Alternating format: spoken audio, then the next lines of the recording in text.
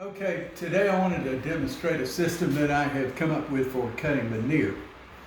And I first learned to lay veneer back in the 1980s. I worked for a company that did big architectural desk and installations and stuff.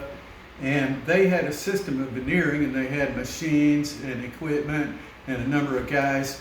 And that kind of equipment, a small shop guy like me and most of you don't have that kind of equipment.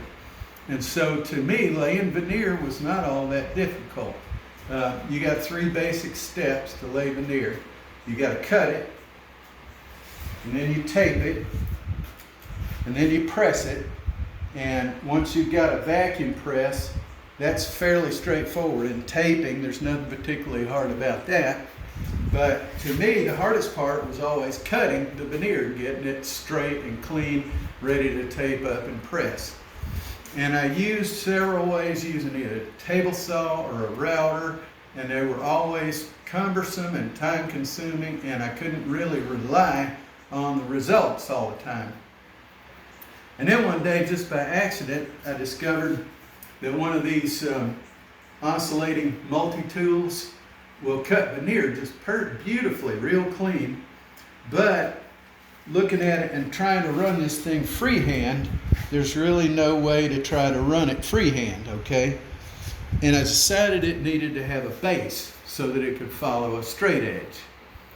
And so, fooling around, I made this little cradle thing for the tool, and I didn't know how in the heck I could fasten it in here, you see, because it doesn't have flat sides, no place to drive a screw, anything. But I figured out, after I fooled with it a little bit, and I put a little piece of this foam in there, and it gets a real nice friction fit. And there it is, ready to go. Okay, so to do this, I've got my cutter.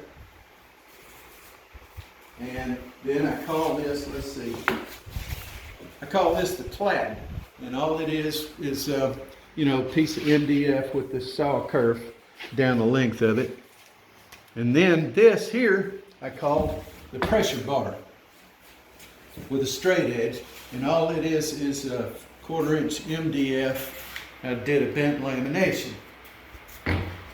Okay, and I'll show you a quick demo of how this works. Okay, I get the pressure bar roughly in place, clamp it down. Here I can adjust the veneer, put some marks on the veneer to, decide where you're going to cut it. And then you clamp down the other end of the pressure bar and see it's locked in there real snug. Okay? And then I've got my oscillating tool. The little base there makes a nice little hand grip. And all we do is this.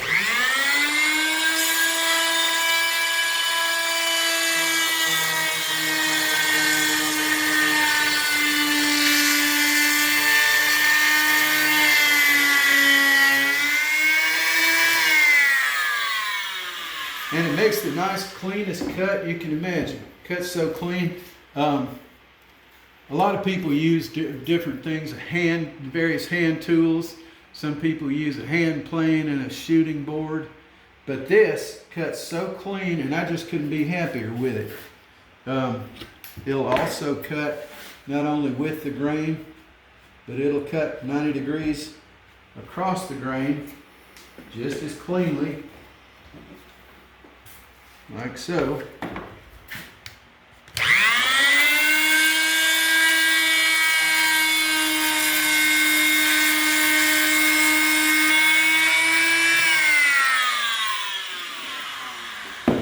No tear out, just as clean as can be.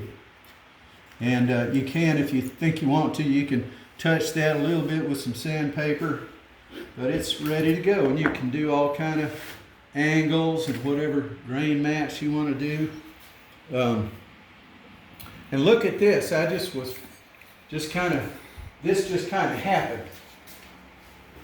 But that's about a 5-degree taper. And it runs 36 inches long, just as clean cut as you can be. And that's a figured, highly figured wood, and it still cuts just as clean as can be. So anyway, that's my little system, and it's worked great for me, but it's worked so well. I want to show other people. This has been such a complete game changer for me. I want other people to see it. So there we go.